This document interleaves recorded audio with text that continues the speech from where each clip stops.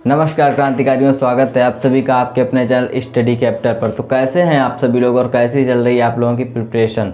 तो I hope कि आप सभी अच्छे होंगे और आपकी प्रिपरेशन भी अच्छी चल रही होगी।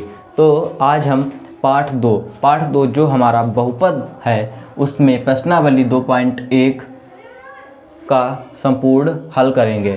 तो इसमें जो हमारा पहला सवाल है उस सवाल पर चलने से पहले हम इसमें थोड़ा बेसिक नॉलेज जो है बहुपद के बारे में वो हमें यहाँ पर ज्ञात कर लेनी चाहिए। तो बेसिक में हमारा आता है सबसे पहले चर। तो चर किसे कहते हैं? तो जो x, y, z, p, q, a, b हम कुछ भी संख्याएं जो मान लेते हैं जो यहाँ पर होती हैं हमारी, वो होती हैं हमारी चर। और जो हमारी अचर होती हैं वो होती हैं जैसे 1, 2, 3, 4, 5, 6। जो ऐसे जो हमारी संख्याएं होती हैं वो होती हैं हमारी अचर संख्याएं। तो अब हम देखेंगे बीजीय व्यंजक। बीजीय व्यंजक क्या होता है हमारा कि चर और अचर है। जैसे ये हमारा है अचर और ये है हमारा चर। तो इनसे जो हमारा प्राप्त होगा वो हमारा प्राप्त होगा, जैसे 4x हमको यहाँ पर प्राप्त हुआ अगर गुणा है तो ये हमारा है बीजीय व्यंजक। और बहुपद को पहचानना सबसे बड़ी बात, बहुपद को पहचानना। तो जो बहुपद हमारा होता है वो बहुपद की घात, बहुपद में चर की घात एक पूर्ण संख्या होनी चाहिए।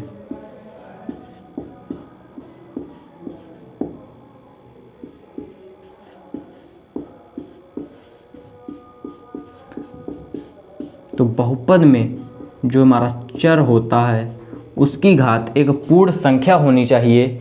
और जैसे कि मैं अभी बहुपद लेता हूँ, जैसे मैंने बहुपद ले लिया x² प्लस 2x प्लस में 3, ये एक बहुपद है। तो इसमें जो हमारे चर संख्याएं हैं जो हमारी, जैसे एक और मैंने ले लिया 4x³ प्लस में 3x² प्लस में x प्लस में 3, जैसे मैंने एक ये बहुपद ले लिया। तो इस बहुपद में जो हमारा अचर, जो हमारा चर x है, तो इस x की घात 2 है और इस x की घात 1 है। 1 और 2 आप जानते हैं कि पूर्ण संख्या होती है। और दूसरे बहुपद में x जो है हमारा वो, उसमें x की घात एक बार 3 है, एक बार 2 है और एक बार 1 है। आप जानते हैं ये 3, 2, 1 हमारी तीनों जो हैं वो पूर्ण संख्याएं होती हैं। और जैसे मैं अभी और भी लेता हूँ, तो जैसे मैंने ले लिया 3x² प्लस में √3x। तो इसमें जो है x भी हमारा रूट के अंदर है। तो x रूट के अंदर है तो इसका मतलब क्या हो गया, x जो रूट के अंदर है तो इसका मतलब हो गया x की पावर 1/2। तो ये x की पावर 1/2, तो 1/2 आप जानते हैं कि 1/2 जो है ये पूर्ण संख्या नहीं है। तो क्या ये हमारा बहुपद है? ये हमारा बहुपद नहीं है, ये बहुपद नहीं है।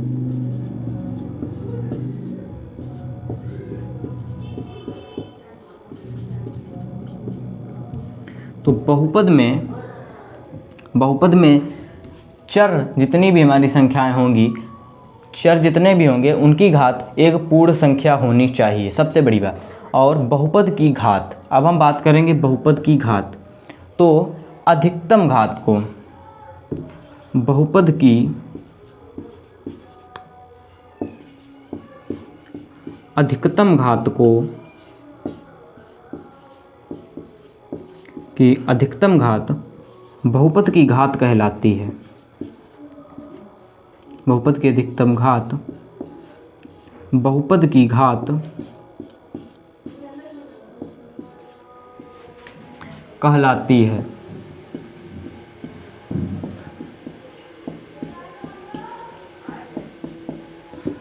ठीक है। तो बहुपद की अधिकतम घात जो है वो बहुपद की घात कहलाएगी। अब अधिकतम घात से यहाँ पर क्या है संबंध, तो इसमें हमारे देख लीजिए x² + 2x + 3 में हमारी अधिकतम घात क्या है, तो इसमें हमारी अधिकतम घात 2 है। 4x³ + 3x² + x + 3 में हमारी अधिकतम घात क्या है, हमारी अधिकतम घात 3 है। ठीक है, तो बहुपद की घात के बारे में आपको ज्ञात हो गया। तो अब हम देख लें रैखिक बहुपद, द्विघात बहुपद, त्रिघात बहुपद, ये क्या है। तो रैखिक बहुपद जिसकी घात 1 हो, जैसे 4x + 9, तो ये हमारा क्या है, ये हमारा रैखिक बहुपद है। रैखिक बहुपद। और जैसे मैंने ले लिया 3x² प्लस में 5x प्लस में 3, तो ये हमारा कैसा है, ये हमारा द्विघात बहुपद है क्योंकि इसकी घात 2 है। द्विघात बहुपद।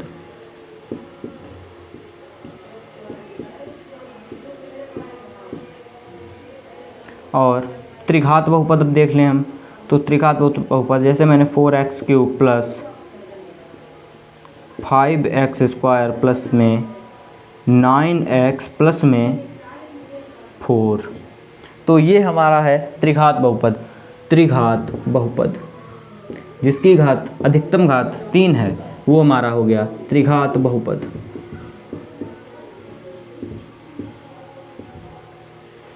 ठीक है, तो ये हमारी कुछ बेसिक नॉलेज है। तो क्रांतिकारियों बहुपद के बारे में जितनी भी बेसिक जानकारी थी वो लेने के बाद अब हम आ चुके हैं सवाल पर। तो देखिए सवाल में हमसे कहा क्या गया है, सवाल में हमसे कहा गया किसी बहुपद px के लिए y बराबर px का ग्राफ नीचे आकृति 2.10 में दिया है। प्रत्येक स्थिति में px के शून्यकों की संख्या ज्ञात कीजिए। हमको px के शून्यकों की संख्या ज्ञात करनी है और ग्राफ जो है वो हमको इस रूप में दिया है, आप अपनी बुक में भी देख सकते हैं।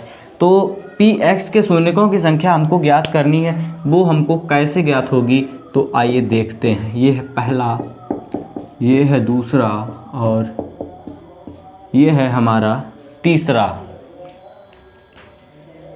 ये है हमारा तीसरा। तो आइए देखते हैं हम लोग। तो px के शून्यकों की संख्या ज्ञात करने के लिए हमको x' और x वाली लाइन पर जितनी बार ये इस रूप से जो डाला गया है, ये इसका प्रतिच्छेदन x' और x वाली लाइन पर जितनी बार होगा उतनी ही हमारी शून्यकों की संख्या। आप देखिए जैसे कि सवाल में आपको क्लियरिटी मिलेगी कि x पहले में x के शून्यकों की संख्या कितनी है। मैंने कहा कि x' और x वाली लाइन पर जितनी बार प्रतिच्छेदन होगा वही हमारे शून्यकों की संख्या होगी, मगर ये तो y और y' वाली लाइन को प्रतिच्छेद कर रही है। x' और x वाली लाइन पर कोई भी प्रतिच्छेद नहीं हो रहा है, इसलिए यहाँ पर शून्यकों की संख्या होगी वो हो जाएगी हमारे शून्य हमारे शून्यकों की संख्या हो जाएगी। और इसी तरह से अब हम देखेंगे दूसरे में, तो दूसरे में x' और x वाली लाइन पर सिर्फ हमको एक बार यहाँ पर प्रतिच्छेदन देखने को मिला, तो इसके शून्यकों की संख्या हो जाएगी 1। ठीक है क्रांतिकारियों, बहुत ही सिंपल वे में मैं आपको समझाने का प्रयास कर रहा हूँ। और यहाँ पर आप देखिए इसमें प्रतिच्छेदन कितनी बार हुआ है, तो एक बार प्रतिच्छेद यहाँ पर हुआ है, दोबारा प्रतिच्छेद यहाँ पर हुआ है और तीसरी बार यहाँ पर प्रतिच्छेद हुआ है। तो इसमें कुल मिलाकर 1 2 3 बार प्रतिच्छेद हुआ है, तो इसीलिए इसके शून्यकों की संख्या जो है वह 3 है। तो आइए अब हम देखते हैं इसके आगे के पार्ट। तो क्रांतिकारियों इसके 3 पार्ट हम सॉल्व कर चुके थे, अब चौथा, पाँचवा और जो इसका छठा पार्ट है उसको भी हम देखेंगे। तो अब हमें px के शून्य ज्ञात करने हैं, तो x' और x वाली लाइन पर जितने भी प्रतिच्छेद होगा, जितनी बार भी प्रतिच्छेद होगा उतने ही हमारे शून्यक होंगे। तो देखिए x' और x वाली लाइन पर कितनी बार प्रतिच्छेद हो रहा है, तो देखिए 1 2, सिर्फ एक ये बिंदु यहाँ पर प्रतिच्छेद हुआ है, एक ये बिंदु यहाँ पर प्रतिच्छेद हुआ, अन्य इस लाइन में कहीं पर भी प्रतिच्छेद नहीं हो रहा है। तो इसीलिए इसका जो हमारा आंसर है वो आंसर हो जाएगा 2। मतलब इसके जो शून्यक हैं वो हमारे 2 शून्यक हैं। और इसी तरह से अब हम देखेंगे पाँचवा। तो पाँचवें में हमारे शून्य कितने हैं, तो एक्स डैश और एक्स वाली लाइन पर जितनी बार भी प्रतिच्छेद होगा तो 1 2 3 4, इसके अलावा और कहीं भी प्रतिच्छेद नहीं देखने को मिला, तो इसके शून्यक 4 हैं। और अब हम देखेंगे छठा सवाल। तो छठे में कितनी बार प्रतिच्छेद हुआ, यहाँ पर थोड़ा ध्यान देने की बात है। तो एक बार प्रतिच्छेद हुआ, दोबारा में फिर प्रतिच्छेद हुआ। अगर ये लाइन नीचे निकल गई होती तो यहाँ पर प्रतिच्छेद हो जाता 2 बार, मगर ये नीचे नहीं आई, सिर्फ टच करके निकल गई है। और टच करने का मतलब है कि अगर कोई भी लाइन ऐसे टच करके निकल जाए, यूँ टच करके अगर निकल जाए तो यहाँ पर वो सिर्फ एक बिंदु पर टच करेगी। जैसे अगर ऐसे भी निकले तो भी सिर्फ एक बिंदु पर टच करेगी, न कि किसी 2 बिंदु पर टच करेगी। तो सिर्फ एक बिंदु पर टच करेगी। तो एक बार प्रतिच्छेद हुआ, 2 बार प्रतिच्छेद हुआ, पर तीसरी बार प्रतिच्छेद हुआ, तो इसके शून्यक हमारे जो हैं वह 3 शून्यक हैं। तो इसी तरह से आपकी प्रश्नावली 2.1 बहुत ही शानदार तरीके से जो है वो समाप्त हो गई है। अब आप लोगों को करना क्या है, चैनल को सब्सक्राइब कर लेना है, बेल आइकन को ऑल में जाकर प्रेस कर लेना है। वीडियो अगर अच्छी लगी हो, इन्फॉर्मेटिव लगी हो और आपकी अगर अच्छे से समझ में आया हो तो आप वीडियो को लाइक करिए, अपने दोस्तों को भी शेयर करिए। और मिलते हैं हम लोग अगली प्रश्नावली 2.2 में। तब तक के लिए धन्यवाद।